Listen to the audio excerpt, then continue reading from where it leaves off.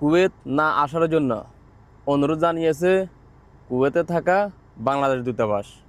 আসসালামু আলাইকুম বন্ধুরা, সবাই কেমন আছেন? হ্যাঁ, আপনারা ঠিকই শুনতেছেন।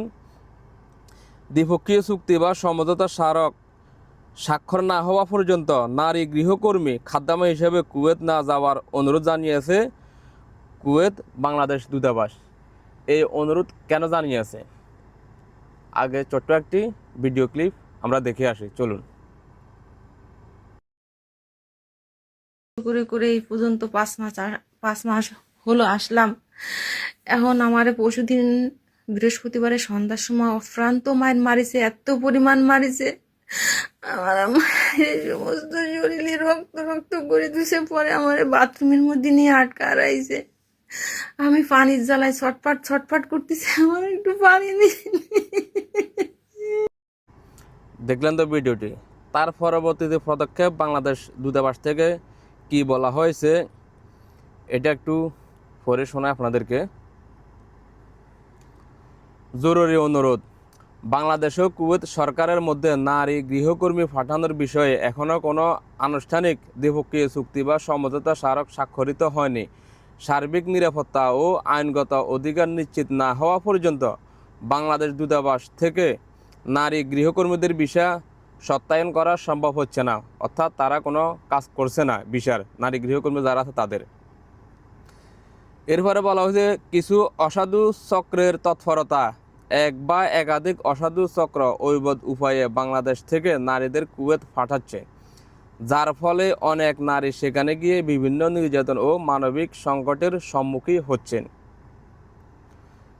পরবর্তীতে উদ্ধার অভিযান, কুয়েত পুলিশের সহায়তায় 1 জুলাই মিনজু আমেনা খাতুন নামের এক বাংলাদেশ নারী গৃহকর্মীকে কর্মস্থলের মানবিক সংকট থেকে উদ্ধার করেছে কুয়েত দূতাবাস। বর্তমানে তিনি দূতাবাসের তত্ত্বাবধানে নিরাপদে বাংলাদেশ প্রত্যাবাসনের অপেক্ষায় আছেন। যে মহিলাটার ভিডিও দেখছেন, ওই মহিলাটাকে বাংলাদেশ কুয়েতে থাকা যে এম্বাসি আছে তাদের মাধ্যমে উদ্ধার করা হয়েছে। এখন এই যে সরাসরি এই ব্যাপারে আপনার বাংলাদেশ যে কুয়েতে থাকা যে বাংলাদেশ এম্বাসি আছে তাদের অফিসিয়াল ফেসবুক পেজ থেকেও কিন্তু একটা বিজ্ঞপ্তি দিছে। আমি আপনাদেরকে স্ক্রিনে দিয়ে দিছি, আপনারা এখান থেকে পড়ে নিতে পারেন। তো যেখানে এম্বাসি থেকে বলতেছে বাংলাদেশের গৃহকর্মী ভিসা বন্ধ, আনতেছে না, ভিসা সত্যায়িত হচ্ছে না, এক্ষেত্রে এই মহিলাগুলো কীভাবে আসতেছে, কার মাধ্যমে আসতেছে, চলুন ওগুলো একটু দেখে আসি। স্ক্রিনে দেখুন। মঞ্জু এখন ইন্টারন্যাশনাল দালাল, কারণ মঞ্জুরে তুমি দালালি শিখাইতে আইসো না, কারণ মঞ্জু দালাল থাবাইয়া দালাল হয়েছে।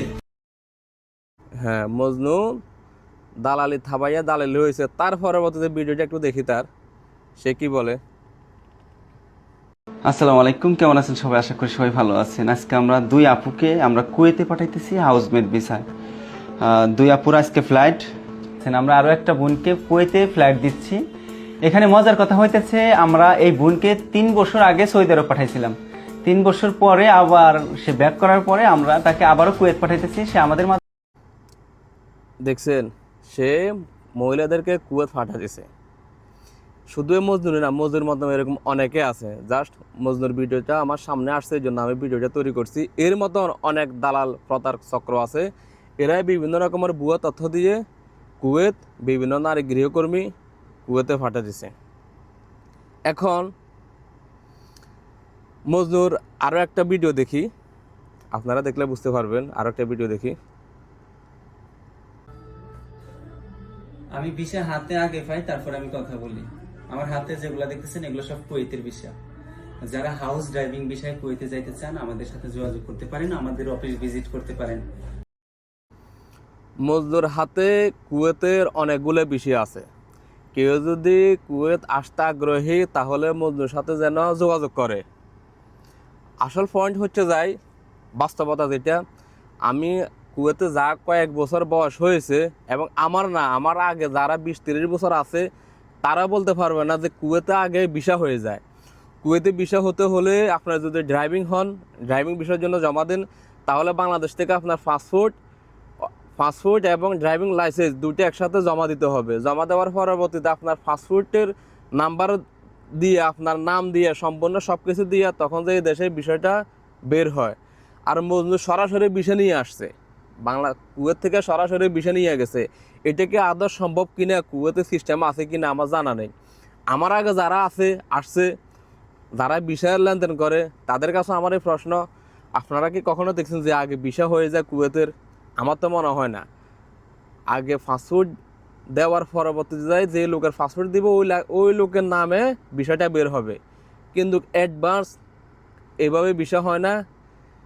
তারপরে যাই আপনি ওইখানে যাই আবার নতুন করে বিষয় কিনে নেবেন, এরকম কোনো সিস্টেম কুয়েতে নাই। আগে পাসপোর্ট জমা দিতে হবে। এই হচ্ছে যাই মজনুর অবস্থা। সে আগে কুয়েতের বিষয় নিয়ে বসে আছেন, এখন কোত্থেকে পাইছে, কীভাবে নিচ্ছে, আদৌ কি বিষয়গুলো অরিজিনাল কিনা, এটা অজানা। এর পরবর্তীতে আসলে মজনুটাকে, অনেকে মজনুকে চিনেন, আগে এক সময় টিকটক করতো, অনেকে চিনেন না মজনুটাকে। ওইটা একটু পরিচয় করাই দিই আপনাদের সাথে। একা ছিলাম ভালোই ছিলাম যখন দূরে ছিলে,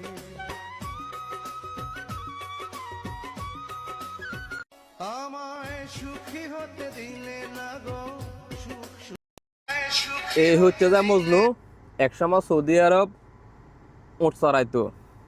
ওর ওনাকে দালালে নিয়ে গেছে, দালালে নেওয়ার পরে ওকে উটের বিষয় দিছে, মরুভূমিতে দিছে, উঁট চড়াইতো।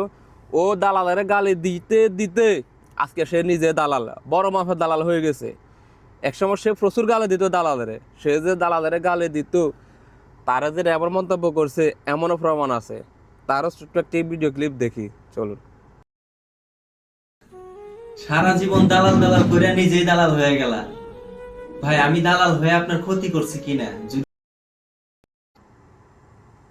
দেখছেন, সারা জীবন দালাল দালাল কইরা এখন নিজে দালাল হয়ে গেছে, আবার বলতেছে আমি দালাল হইয়া কি ক্ষতি করছি। ভাই ক্ষতি কিভাবে করেন না আপনি? যে ভুয়া তথ্যগুলো দিয়া মানুষকে বিভ্রান্ত কইরা যে গৃহকর্মীগুলোর কুয়েত ফাটা দিয়েছেন, শুধু আপনি না, আপনার মতন এইভাবে অনেক লোক ফাটা দিয়েছে।